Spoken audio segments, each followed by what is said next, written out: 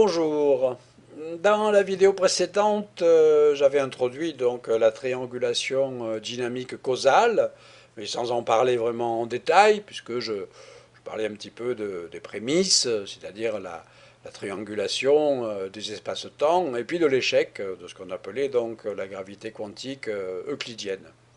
Et comme je disais, l'amélioration essentielle que la théorie de la triangulation dynamique causale a apporté à la gravité quantique euclidienne, qui connaissait de gros problèmes, ça a été d'incorporer dès le départ une structure causale de l'espace-temps. Alors donc l'espace-temps, qui est de dimension 4, il est considéré comme une succession de tranches spatiales qui sont indexées par une variable temporelle discrétisée, disons petit t. Voilà. Alors chaque tranche spatiale est décomposée, selon la généralisation du calcul de Ricci dont j'avais parlé dans la première vidéo. Donc chaque tranche spatiale est décomposée en simplexes réguliers de dimension 3, c'est-à-dire des tétraèdres, et la connexion entre les tranches, elle est réalisée par ce qu'on appelle une variété linéaire par morceau de 4 simplexes, c'est-à-dire des pentatopes. Je vous avais prévenu que ça se compliquait. Au lieu d'une variété lisse, on obtient un réseau de nœuds de triangulation où l'espace, en fait, il est localement plat, c'est de courbure nulle, en fait, au sein de chaque simplex, mais en fait, globalement courbé. Et donc, il ressemble aux faces individuelles et à la surface d'un dôme géodésique, comme les architectes le savent bien, de belles constructions architecturales qui utilisent ce principe. Donc les faces planes qui définissent chaque simplex peuvent représenter soit une étendue purement spatiale, soit une étendue purement temporelle, selon la façon dont elles résident sur une tranche temporelle donnée, ou bien elles peuvent aussi connecter un vertex à un certain temps t à un autre vertex à un temps, disons, t plus 1. Alors, par rapport aux anciennes tentatives de triangulation, le développement crucial de la théorie TDC, triangulation dynamique causale, qui est due donc à Bjorn et à ses collaborateurs au début des années 2000, a été donc d'ajouter la contrainte que le réseau de simplex doive évoluer de façon à préserver la causalité. Voilà l'ajout essentiel dont j'ai parlé, la causalité. C'est-à-dire que donc on assigne d'abord à chaque simplex une flèche de temps qui va donc du passé vers le futur.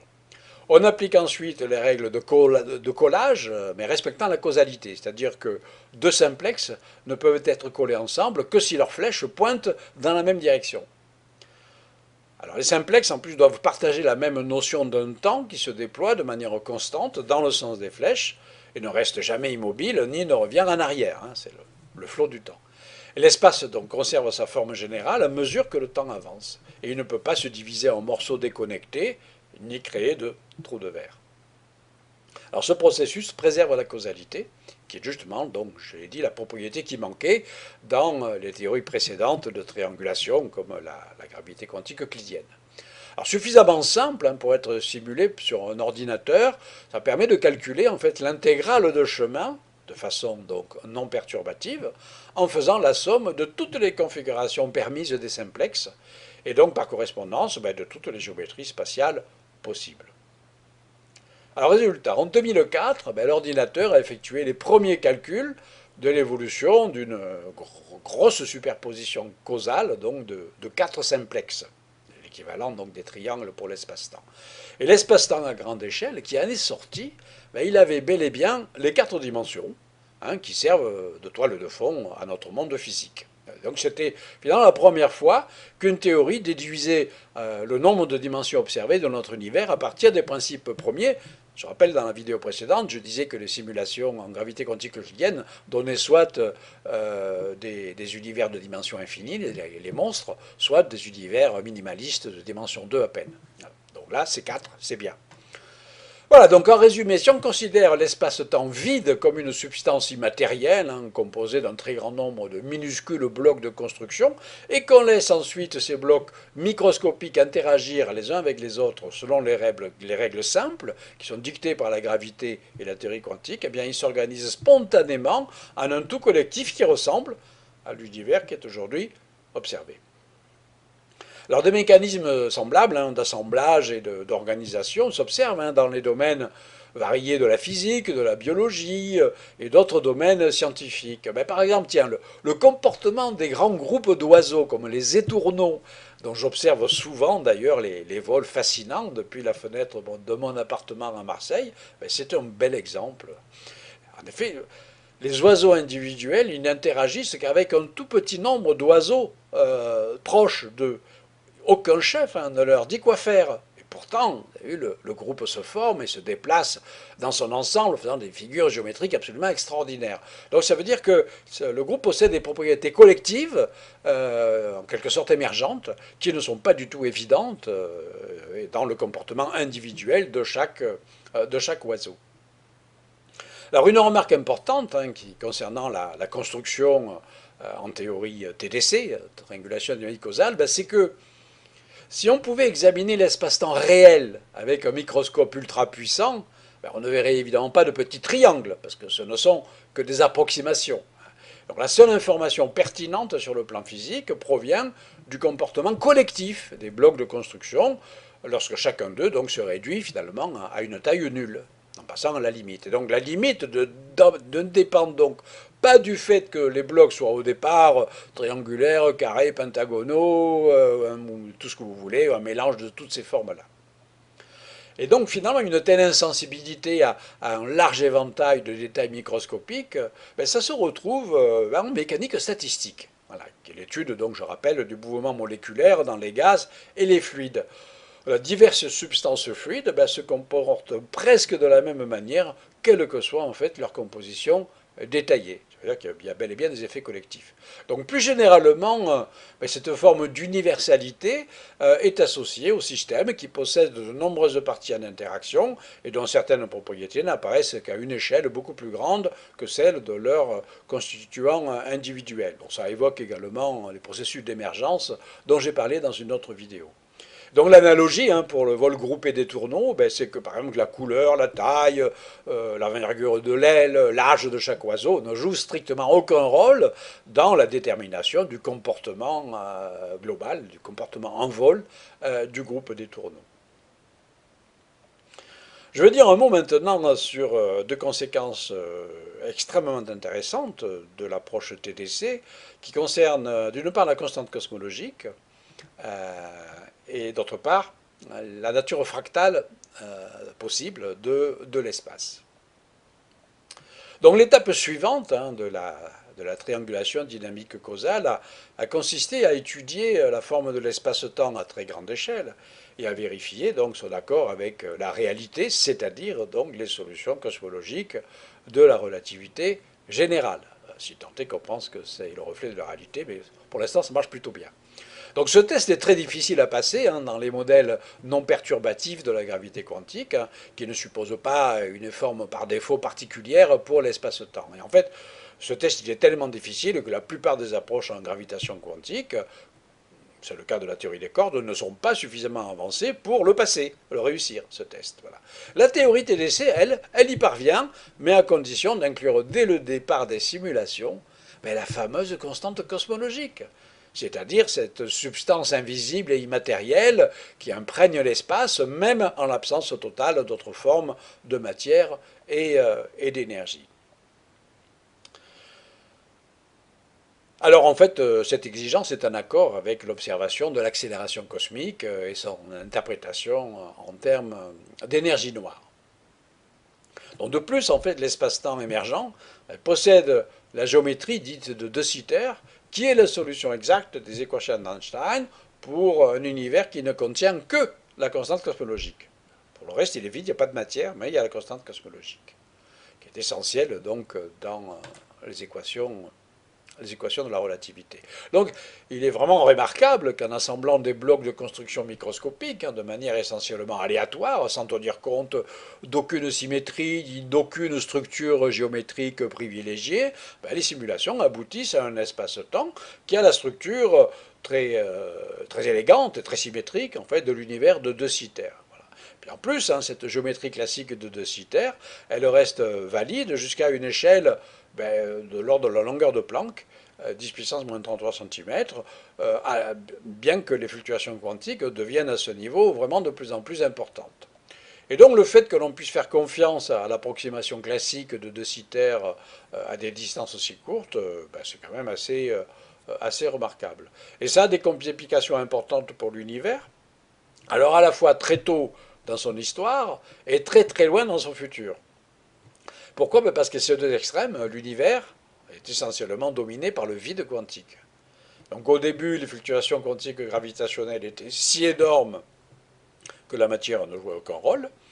Et au contraire, dans des milliards et des milliards d'années, si l'expansion accélérée de l'univers se poursuit à rythme exponentiel, euh, en fait ça dépend de l'équation d'état de l'énergie noire, eh bien la matière sera tellement diluée qu'à nouveau, elle ne jouera plus aucun rôle. Et donc la théorie TDC, triangulation dynamique causale, peut expliquer la structure de l'univers dans ces deux cas extrêmes, début et fin. Et donc une fois ce test classique franchi avec succès, ben, les chercheurs en TDC sont passés à un autre type de calcul pour sonder la structure vraiment quantique de l'espace-temps, que donc la théorie classique d'Einstein et la solution normale de De Sitter ne parviennent pas évidemment à décrire. Donc pour ce faire, en fait, on fait une simulation numérique très révélatrice qui consiste à reproduire un processus de diffusion. Alors bon, en termes simples et analogiques, en fait, il s'agit de laisser tomber, entre guillemets, dans la superposition d'univers, mais l'analogue en fait d'une goutte d'encre, et d'observer comment elle se propage et comment elle s'éparpille sous l'effet des fluctuations quantiques. Donc la mesure de la taille du nuage d'encre, après un certain temps, permet de déterminer le nombre de dimensions de l'espace. Et là, le résultat est surprenant. Le nombre de dimensions de l'espace dépend de l'échelle à laquelle on l'observe. Donc si on observe la diffusion durant un court laps de temps, mais l'espace-temps semble avoir un nombre de dimensions différent de celui que l'on obtient en laissant agir la diffusion durant une plus longue période. Alors il est difficile d'imaginer comment l'espace-temps peut changer en douceur, en quelque sorte, de dimension, en fonction de la résolution du microscope. Et il semblerait donc en fait qu'un très petit objet expérimente l'espace-temps d'une manière profondément différente de celle d'un gros objet. Voilà. Et donc pour l'objet microscopique, l'univers ressemblerait en fait à une fractale. Alors on dit voilà au fractal. Donc le concept, je rappelle, de fractal, le mot vient du latin fractus, qui signifie irrégulier, brisé, a été forgé, comme vous le savez sans doute, au début des années 1970 par Benoît Mandelbrot, pour décrire rigoureusement certaines courbes mathématiques dont la longueur dépend de l'unité de mesure. En fait, la longueur de l'unité de mesure qui est une sorte de résolution que l'on choisit. Et donc, plus on choisit une unité petite, plus les détails mesurables sont petits et plus la longueur augmente. Et donc, en affinant sans limite la résolution, la longueur devient infinie. Alors, en toute rigueur mathématique, un espace fractal est construit à partir d'un emboîtement infini de structures identiques à elles-mêmes, mais simplement sur des échelles différentes. Et donc, c'est un genre d'espace bizarre, où le concept de taille n'existe tout simplement plus, enfin, de la manière usuelle. Et donc, par une propriété d'invariance qu'on appelle une autosimilitude, l'espace est identique à lui-même sur toutes les échelles. Vous avez certainement vu ce qu'on appelle l'art fractal, des très belles représentations d'espace fractal avec ces structures emboîtées, ainsi de suite à l'infini. Alors pour en revenir aux simulations numériques sur la diffusion, elles ont montré que au niveau de la longueur de Planck, les fluctuations quantiques de l'espace-temps deviennent tellement fortes que les notions classiques et intuitives de la géométrie s'effondrent complètement. C'est-à-dire que le nombre de dimensions passe de la valeur classique 4 pour l'espace-temps à une valeur d'environ 2. Alors le fait qu'elle soit justement pas exactement égale à 2, mais proche de 2, ça dénote bien la nature fractale de l'espace à cette échelle. Voilà. Et néanmoins, l'espace-temps reste continu. Il ne possède pas il est continu, il ne possède pas non plus de trous de verre microscopiques. Et donc, il n'est pas aussi turbulent que l'écume d'espace-temps qui avait été jadis imaginé par John Wheeler et d'autres physiciens. Et aux échelles encore plus fines, qui sont encore en cours d'étude, il se pourrait que l'univers se répète à chaque niveau plus fin, et ainsi de suite, peut-être indéfiniment. Et je voudrais conclure avec une remarque concernant le temps et du fait qu'avec la TDC, on retrouve une théorie relationnelle en fait de l'espace et du temps. Parce qu'elle renvoie en fait cette conception relationnelle de la réalité qui a été jadis prônée par Leibniz. Je rappelle, c'était un contemporain de Newton, et Leibniz s'était insurgé contre les concepts d'espace et de temps en tant qu'entité absolue. C'est ce que proposait Newton. Et lui, Leibniz, au contraire, il soutenait que l'espace, ce n'était qu'un système de relations idéalisées entre les corps, qui était adapté à notre entendement, mais qui n'avait pas d'existence propre, contrairement à ce que disait Isaac Newton. Alors, 2 siècles plus tard, hein, le philosophe Ernst Mach avait repris ces idées. C'est d'ailleurs en partie sous son influence qu'Einstein a bâti l'édifice de la relativité générale, où l'espace, le temps, la matière et la lumière sont inextricablement liés.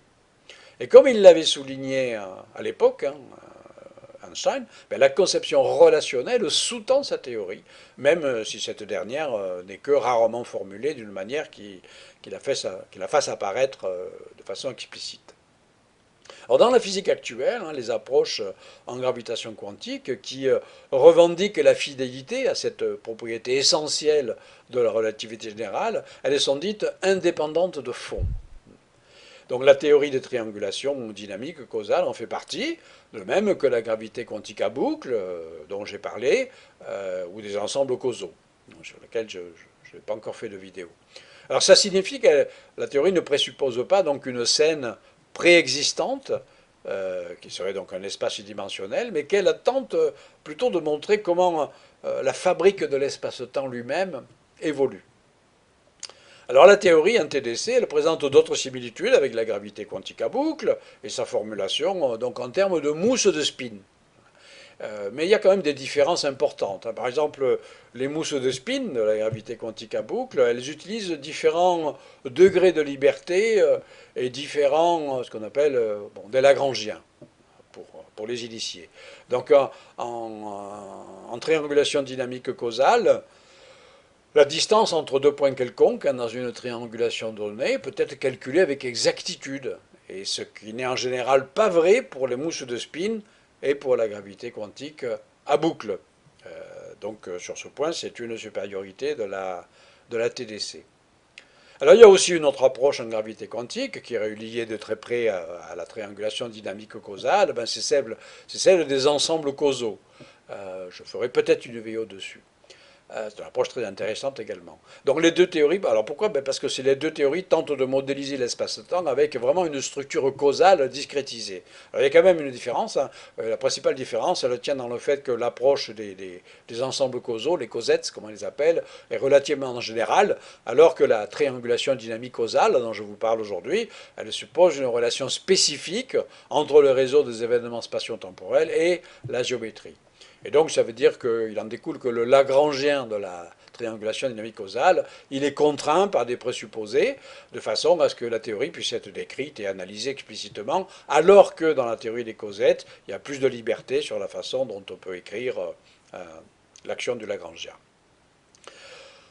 Bon, je ne sais pas si vous m'avez suivi, mais bon, ce que je voudrais dire pour conclure, c'est que comme toute théorie candidate à la gravitation quantique, le Saint Graal, c'est de prédire des conséquences observables qui seraient dérivées donc de la structure quantique microscopique. Et c'est vraiment le critère ultime pour décider si on a une théorie acceptable et correcte de la gravité quantique. Pour l'instant, évidemment, on n'en sait rien, comme pour toutes les autres. Et l'avenir dira si la théorie TDC, quand elle sera suffisamment développée, y parvient. Merci de m'avoir écouté sur ces éléments quelque peu abstraits, mais je trouve fascinants. À bientôt.